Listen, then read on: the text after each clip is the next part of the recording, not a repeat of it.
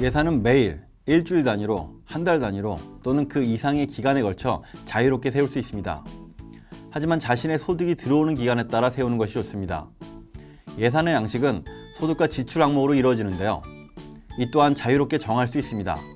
예산 세우는 방법을 간단히 살펴볼까요? 첫째, 재무 목표들을 파악합니다. 재무 목표를 이루기 위해서 돈이 언제 얼마나 필요한지 파악하는 것이죠.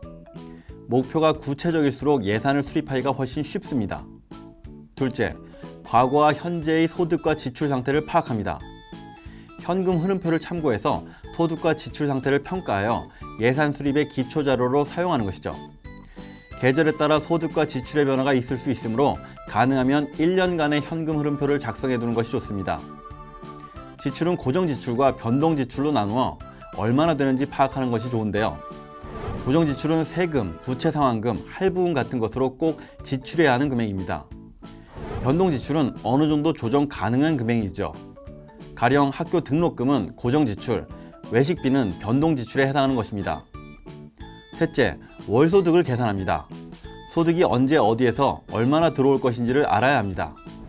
월별로 소득의 변동이 있을 경우에는 연간 소득을 추정하여 12로 나눈 값, 즉 월평균 소득을 계산해야 합니다. 이때 매월 고정적으로 들어오는 고정소득의 양을 계산하고 변동되는 소득분을 매월 어떻게 할당할지 결정해야 합니다. 넷째, 저축을 얼마나 할지 먼저 결정합니다. 재무 목표를 달성하기 위해서는 소득의 일부분을 반드시 저축해야 하죠. 그런데 종종 우리는 월급날이 돌아오기도 전에 소득이 바닥나는 경험을 하곤 합니다. 이에 대한 해결책을 쉽게 말하자면 반드시 먼저 저축하고 남은 나머지를 가지고 지출하면 된다는 것입니다. 즉 저축은 매월 예산의 첫 번째 항목이 되어야 하는 것이죠. 이때의 저축 필요액과 저축의 목적은 재무 목표에 달려 있습니다. 하지만 부채가 너무 많은 가정이라면 빚을 먼저 갚고 잘못된 지출을 바로잡는 것이 우선되어야 하겠죠. 다섯째, 지출 항목을 분류하고 이에 따라 필요한 월 평균 지출 비용을 결정합니다. 현금 흐름표를 평가한 것을 기준으로 하여 소득을 각 항목별로 배분하되 고정 지출을 위해 먼저 배분하고 필요도에 따라 지출 항목의 우선순위를 결정하는 것입니다. 여섯째, 예산을 실행합니다. 예산은 그 계획대로 지출을 하기 위해서 만든 것이죠. 소비 지출을 할 때마다 예산의 범위 안에 있는 것인지 확인하는 것이 꼭 필요합니다.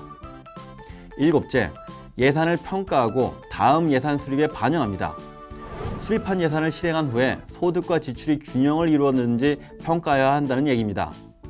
이때 불균형이 존재하는 경우 그 원인을 찾아내어 다음 예산 수립에 반영해야 하는 것이죠.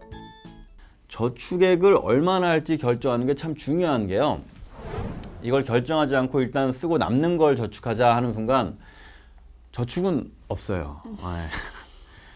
사람 마음이 참 간사한 게 내가 적당히 쓰면 되지 그리고 남는 걸 저축하자 이렇게 생각들 많이 하는데요.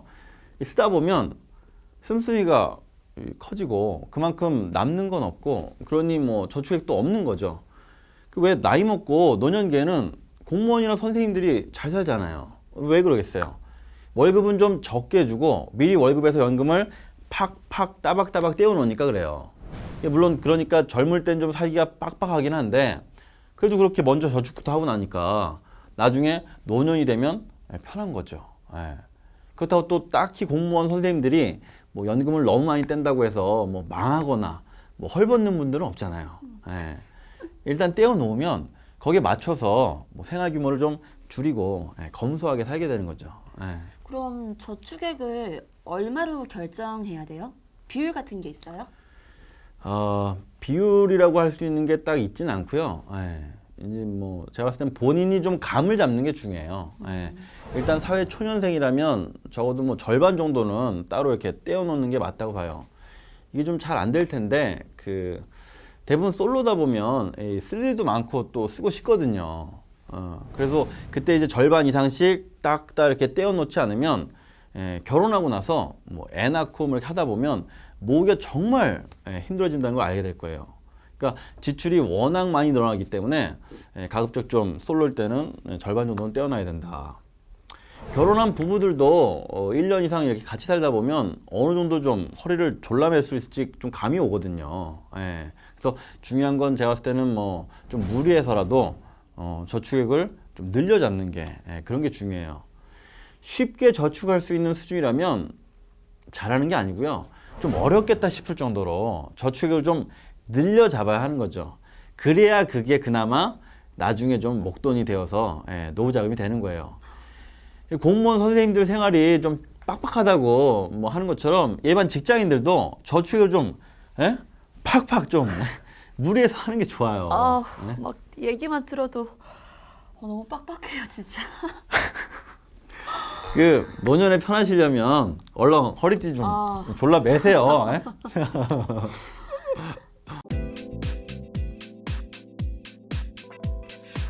예산이 성공적이기 위해서는 갖춰야 할 조건들이 있습니다. 첫째, 목표 지향적이어야 합니다.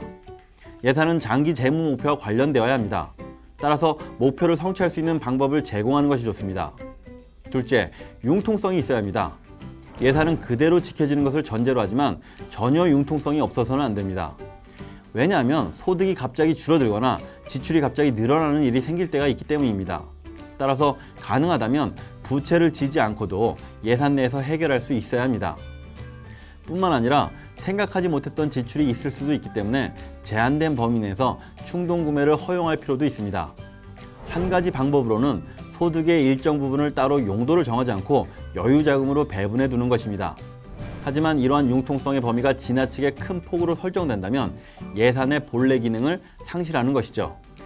셋째, 현실적이어야 합니다. 예산은 현재 소득의 범위 내에서 수립되어야 합니다. 현재 소득의 범위 내에서 재무 목표를 그대로 성취하는 것이 비현실적이라면 현실에 맞도록 목표를 조정하는 것이 좋습니다. 또한 아무리 사소한 지출이라도 생략되는 지출 항목이 없는 것이 바람직합니다. 넷째, 실행 가능한 것이어야 합니다. 부채 상환을 위해 소득의 많은 부분을 지출하는 사람이 갑자기 저축을 50%로 놀릴 수는 없겠죠. 예산의 내용도 단계적으로 발전되어야 합니다. 처음 예산을 시작했다면 지출을 줄임으로써 번 것보다 적게 쓴다는 목표를 가지고 출발할 수 있습니다. 그러다가 차츰 흑자가 생기면 가장 금리가 높은 단기 부채부터 갚고 다음으로 비상자금을 마련합니다. 그 후 저축하고 장기 부채를 갚고 재무 목표를 하나씩 달성할 수 있게 되면 성공적이라고 볼 수 있겠습니다. 사실 목표와 현실이 없다면 예산은 별 의미가 없어요. 목표를 달성하기 위해서 현실을 기록하면서 개선하려는 데 목적이 있는 거거든요. 근데 일하기도 바쁜데 예산을 세우는 건 너무 힘들 것 같은데요. 맞아요. 힘들죠. 그래서 대부분 예산이 좀 없어요. 사람들 보면 예산이 없으니까 결산도 없어요. 문제는 예산 결산이 없으면 돈이 어디로 들어와서 어디로 나가는지 알지 못하거든요.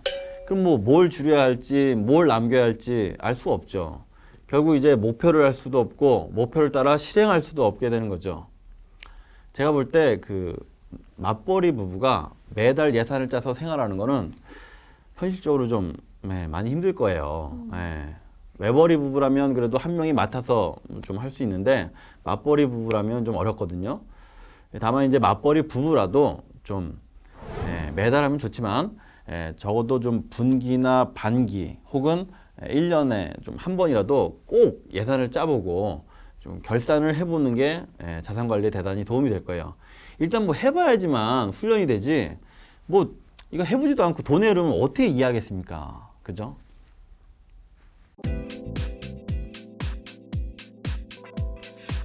예산은 그저 숫자 노름에 불과한 것이 아니다.